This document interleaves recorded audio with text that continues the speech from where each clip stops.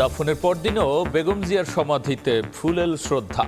শোককে শক্তিতে পরিণত করে জাতি বিনির্মাণে কাজে লাগাতে চায় বিএনপি।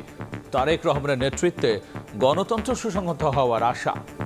আমরা তার শক্তিকে জাতি বিনির্মাণের জন্য ব্যবহার করতে চাই, নির্বাচনের জন্য নয়। বাংলাদেশের জাতীয়তাবাদের যে দর্শন শহীদ প্রেসিডেন্ট জিয়াউর রহমান সাহেব দিয়ে গেছেন, সেটা দেশসত্য এবং খালেদা জিয়া সেই পতাকা তুলে ধরেছিলেন ওপরে। তারেক রহমান সাহেবও সেই পতাকা তুলেই জনগণকে সঙ্গে নিয়ে এই দেশের স্বাধীনতার সার্বভৌমত্বের জন্য তিনি কাজ করবেন। বিএনপির নতুন নেতৃত্বের বড় চ্যালেঞ্জ দলের শৃঙ্খলা, নির্বাচন আর কূটনৈতিক টানাপোড়েন। মত বিশ্লেষকে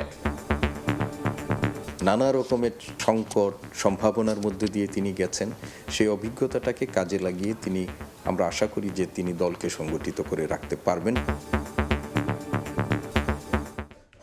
দেখছিলেন প্রধান শিরোনাম। সন্ধ্যার সময় সঙ্গে আছি আমি গোলাম রাব্বি। এবার অন্যান্য শীর্ষ সংবাদ। বেগম জিয়ার প্রতি শ্রদ্ধা জানাতে ভারতীয় পররাষ্ট্রমন্ত্রীর ঢাকা সফর ইতিবাচক, বললেন পররাষ্ট্র উপদেষ্টা। সম্পর্কে টানাপোড়েন কমবে কিনা ছেড়ে দিলেন সময়ের ওপর। স্কুলে স্কুলে উৎসবের আমেজ। বছরের প্রথম দিনে নতুন বই পেল কোমলমতি শিক্ষার্থীরা। বেড়েছে কাগজের মান। 15 জানুয়ারির মধ্যে সবার হাতে পৌঁছে দেওয়ার আশা।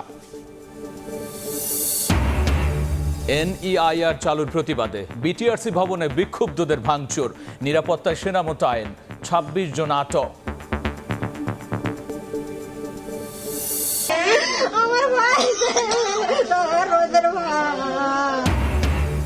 ঘন কুয়াশায় নিয়ন্ত্রণ হারিয়ে বাজারে ট্রাক পিষ্ট হয়ে রাজশাহীতে প্রাণ গেল 4 ব্যবসায়ীর। রাজধানীর মালিবাগ ফ্লাইওভারে সিএনজি মোটর সাইকেল সংঘর্ষে নিহত 2। ভালো স্কুলগুলির আশেপাশে ভাড়া অনেক বেশি। নতুন বছরে আমার বেতন বাড়ায় নাই, কিন্তু বাসা ভাড়া ঠিকই বাড়িয়েছে আর কি। বললাম যে আমাদের তো ইনকাম সোর্স কম, বললো যদি সম্ভব হয় থাকবেন, না হলে চলে যাবেন। বছর ঘুরতেই বাড়ি ভাড়া বাড়ানোর হিড়িক। সুযোগ সুবিধার অজুহাতে বেড়েছে 3000 টাকা পর্যন্ত। হিমশিম অবস্থা ভাড়াটিয়ার। সুনির্দিষ্ট নীতিমালা তৈরির তাগিদ।